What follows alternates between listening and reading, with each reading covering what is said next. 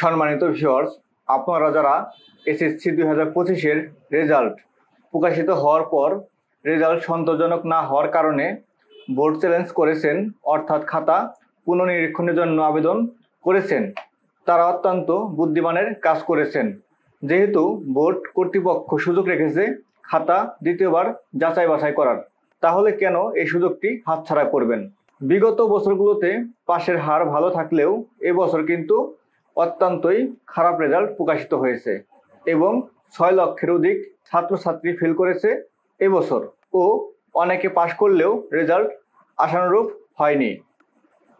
বিগত বছরগুলোতে পাশের হার বেশি থাকার পরেও হাজার হাজার ছাত্রছাত্রী বোর্ড চ্যালেঞ্জ করেছে এবং প্রতি বোর্ডে বহু ছাত্রছাত্রীদের রেজাল্ট পরিবর্তন হয়েছে।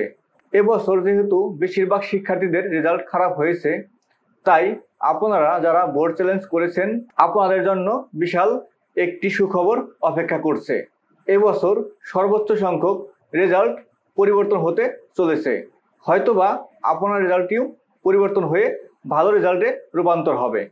আর যাদের রেজাল্ট পরিবর্তন হবে না, তাহলে ধরে নিতে হবে আপনার পরীক্ষা ভালো হয়নি, এ কারণে আপনার রেজাল্ট পরিবর্তন হয়নি।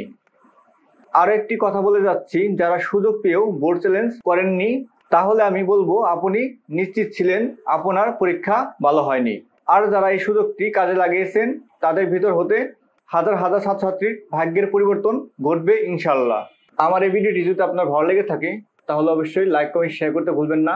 আপনার একটি লাইক, একটি কমেন্ট, একটি শেয়ার, একটি সাবস্ক্রাইব আমাকে আপনাদের জন্য আর নতুন নতুন ভিডিও বানাতে উৎসাহ যোগাবে। ধন্যবাদ, ভালো থাকবেন। আবার আসবো আপনাদের জন্য নতুন একটি ভিডিও নিয়ে।